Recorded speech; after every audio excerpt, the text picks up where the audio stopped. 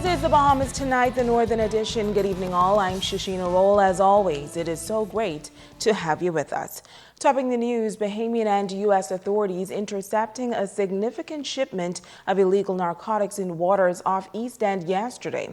One suspect is in custody, and the search is on for the others. Megan Shepard has our top story.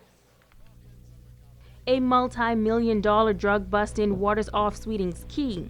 Drug Enforcement Unit officers and U.S. counterparts making the drug seizure. Reports are that shortly before noon on Tuesday, officers of the Drug Enforcement Unit, along with U.S. counterparts, were on air patrol in the Sweeting's Key area when they intercepted a boat with 3 males and 4 large packages of suspected drugs. Officer in charge of Grand Bahama and the Northern District, Assistant Commissioner of Police Emerick Seymour, says 1 male suspect was arrested and the others were able to escape. In the process, they confiscated the suspected packages, and on examining them, discovered there was some 170 kilos of suspected cocaine.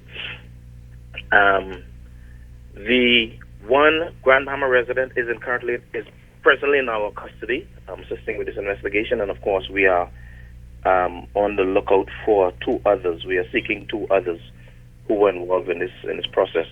As I indicated, the drug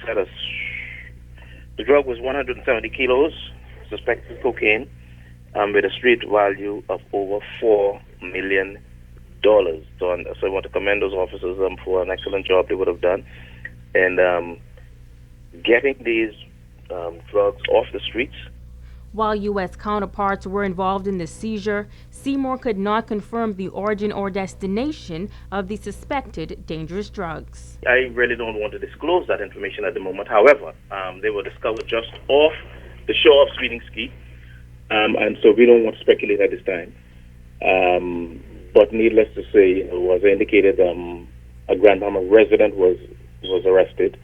And we are in search of 2 more who are definitely known to us, and and so we know who it is we're looking for. And all of them are, in fact, Grand Bahama residents. But the investigation continues as we continue to look for the other 2 individuals.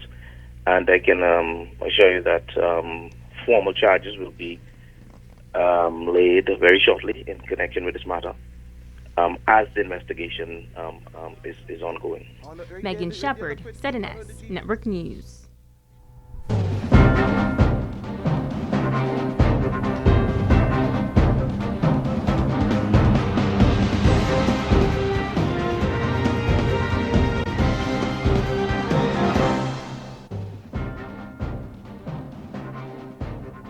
A man is dead tonight, the victim of an apparent electrocution.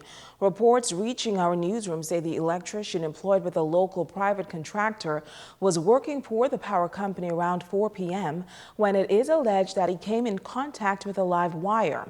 Reports further state that the victim was in a bucket truck attempting to make repairs to a street light in the Bahama Reef Boulevard area when this mishap occurred. Now, he was taken to hospital where he was pronounced dead a short time ago. We have a news team following this story, and we hope to have further details on this tragic situation in a later newscast. In other news, industrial action may be looming at the Grand Bahama Shipyard. A demonstration was held outside the property today. Union officials are appealing to the owners of the shipyard and the government to intervene. Everybody, management inclusive or included, in this Grand Bahama Shipyard is on edge. President of the Grand Bahama Port Authority Workers Union, Mervyn Wright, says their union deal with all the major companies on Grand Bahama, including the Port Authority and the Hutchison Group of companies. But he has never encountered a CEO like Steve Jervis of the Grand Bahama Shipyard. He accuses Jervis of having no regard for the workers, the union, or the government. He says up to 15 employees have been terminated so far this year without reason. He's hijacked the Human Resources Department. There was a time when we came in here and the dismissals were done by the Human Resources Department. If you have a Human Resource Director or an associate that dismiss a person, then you have an avenue of appeal. Avenue of appeal that stops at the office of Steve Jervis or whoever the CEO may be in this particular company, or any company for that matter. That's been turned on its head.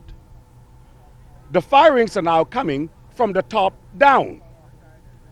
So there's no avenue for an appeal in the shipyard right now is non-existent. White charges that the CEO, along with another top official, have been firing the shipyard workers without notice, without explanation, and without an avenue for appeal.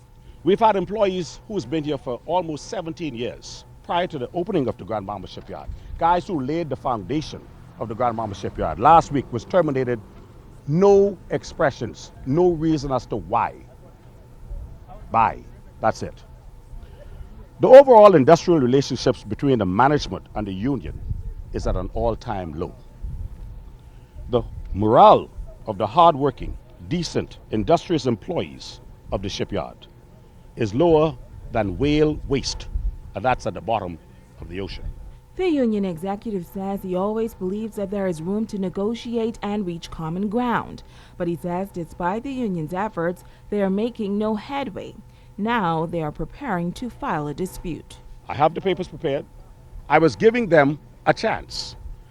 I don't want to jump the gun. I was giving them a chance. But when he told me to go do what we have to do, run to your little small begging government, I walked out of the meeting and that was it for me. He needs to be exposed.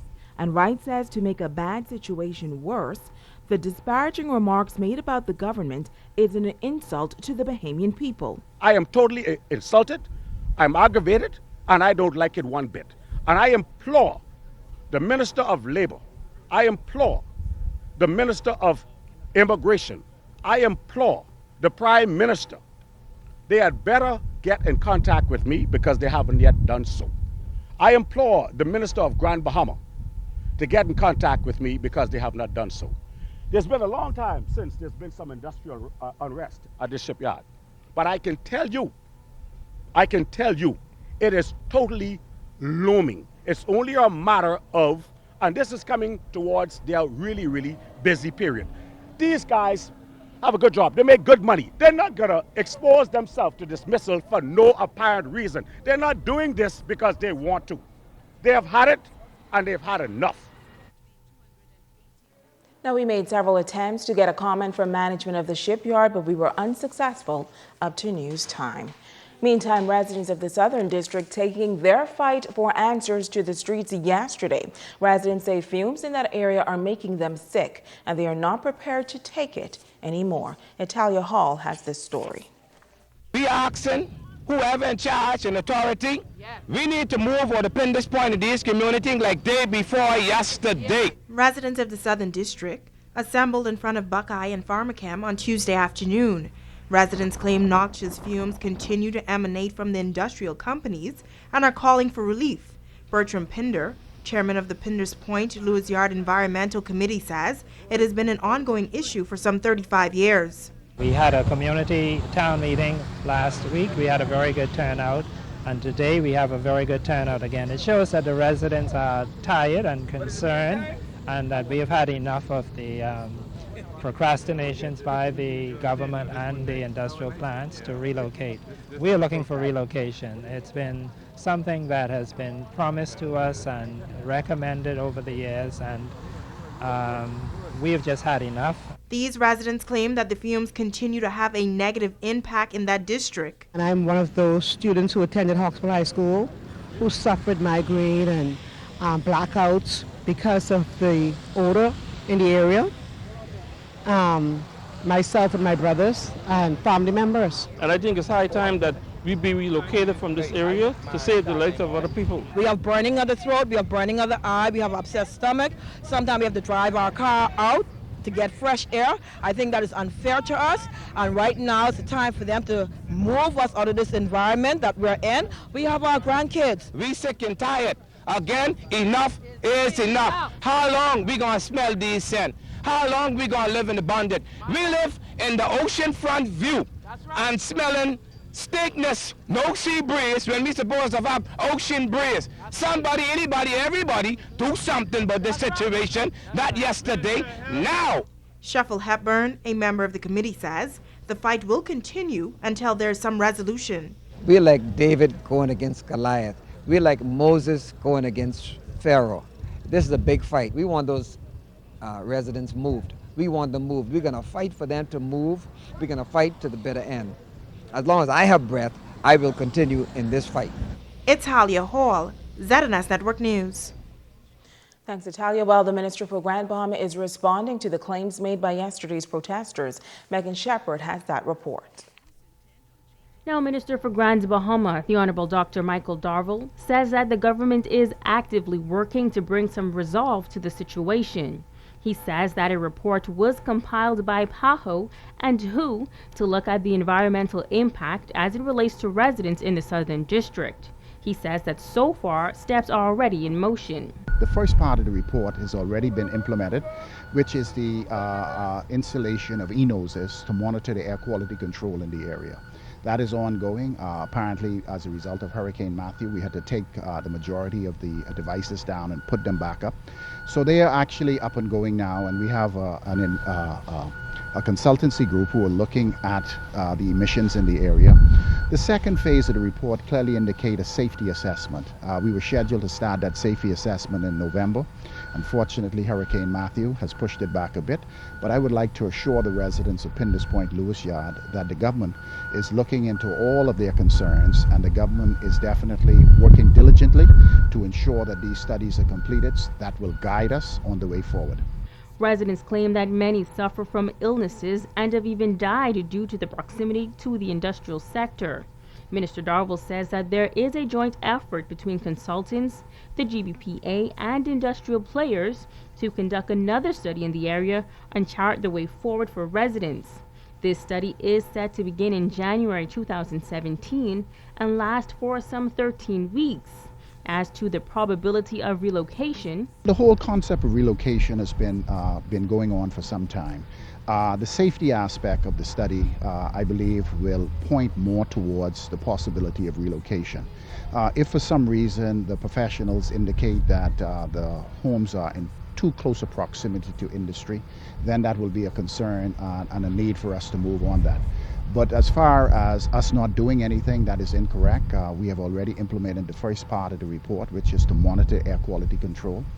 We have done assessments of groundwater in the area. The report clearly alludes to the findings associated with that. And of course, the safety part of the component is essential, and we intend to start that very shortly. Megan Shepard, ZNS Network News. Stay with us. The Bahamas Tonight. The Northern Edition continues right after this.